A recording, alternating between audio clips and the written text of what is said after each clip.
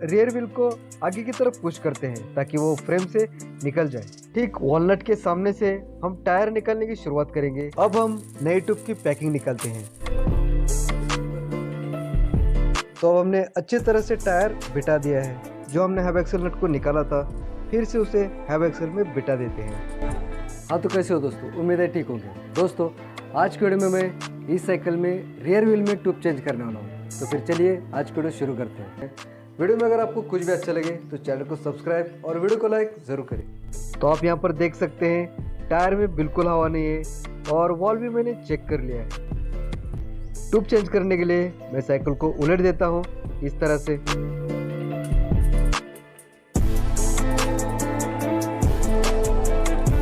सबसे पहले 14-15 के स्पैनर से रियर व्हील के दोनों हब एक्सल नट को निकाल देते हैं।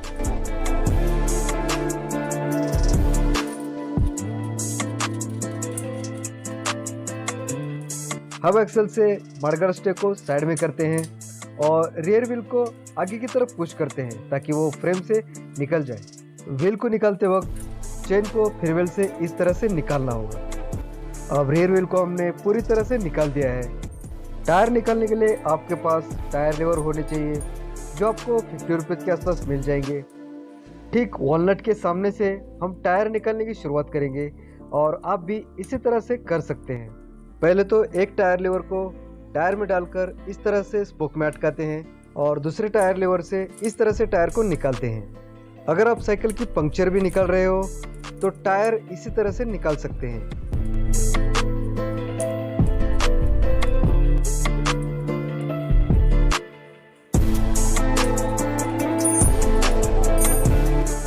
टायर की हमने एक साइड निकाल दी है। अब ट्यूब के वॉलनट को हम निकालते हैं। अब टायर में जो ट्यूब थी अब उसे भी निकालते हैं।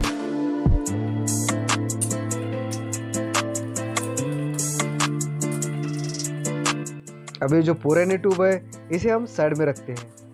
अब टायर को हम रिम के पूरी तरह से साइड में निकाल देते हैं और रिम चेक करते हैं। रिम को इसलिए चेक करना होता है, मान लीजिए आपकी रिम टेढ़ी चल रही हो तो आप उसे साइकिल शॉप में ले जाकर ठीक करा सकते हैं।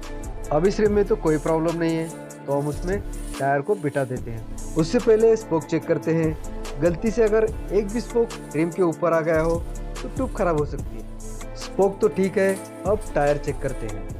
टायर के अंदर अगर कील या कांटा हो तो उससे भी ट्यूब खराब हो सकती है। उसके अलावा टायर में जो तार होती है उससे भी ट्यूब खराब हो सकती है या कहें बार बार पंक्चर हो सकती है। पता नहीं आप यहाँ पर देख सकते हैं नहीं, कांटा या कील है जिससे ट्यूब बार बार पंक्चर हो रही है तो उसे हम निकाल देते हैं। तो इस बात का आप भी ध्यान रखिए कि पंक्चर या ट्यूब चेंज करने के लिए जब भी आप टायर खोलें तो टायर ज़रूर चेक करें। अब टायर को अच्छी तरह से चेक करने के बाद हम टायर को रिम में फिर से बिठाते हैं। टायर की एक साइड हमने रिम में इस तरह से बिठा दी है।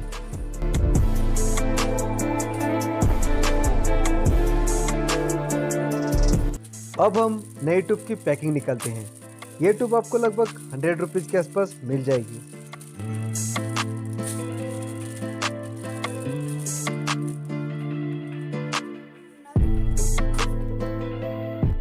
नई ट्यूब को टायर में इंस्टॉल करने से पहले वॉलनट को निकालते हैं। वॉलनट को निकालने के बाद सबसे पहले तो आप ट्यूब को इस तरह से रिम में बिठा दें। जो पहले हमने वॉल में से वॉलनट को निकाला था वापस वॉल में बिठा देते हैं।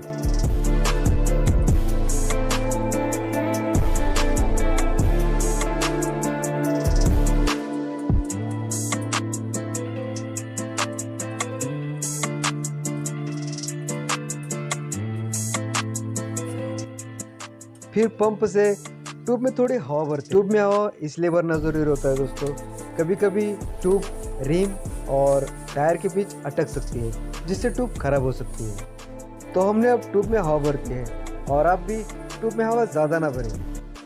अब इस तरह से ट्यूब को टायर में बिठाते हैं जैसे कि आप यहाँ पर देख सकते हैं।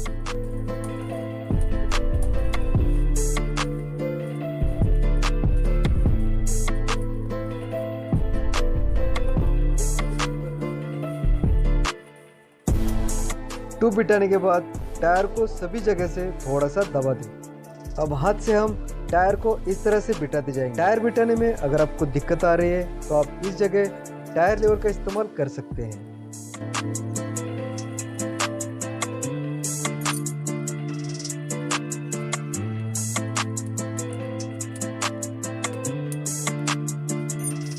तो अब हमने अच्छी तरह से टायर बिठा दिया है।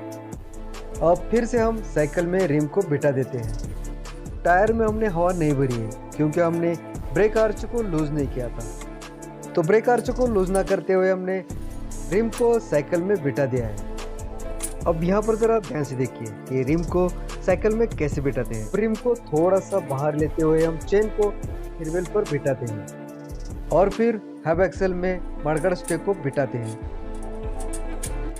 उसके बाद जो हमने हब एक्सल नट को निकाला था फिर से उसे हब एक्सल में बिठा देते हैं।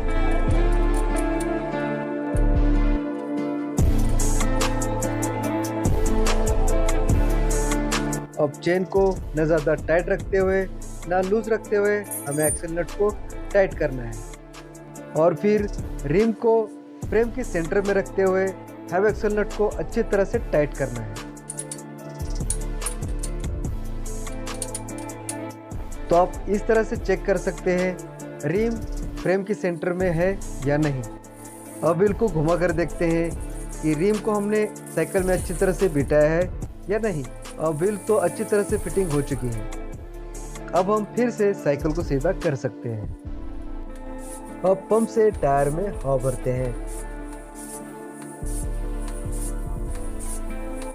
अब कोई प्रॉब्लम नहीं, टायर से हवा बिल्कुल कम नहीं हो रही है।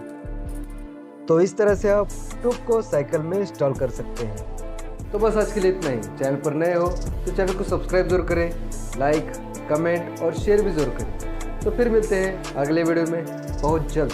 ख्याल रखना अपना और अपनों का। थैंक यू दोस्तों।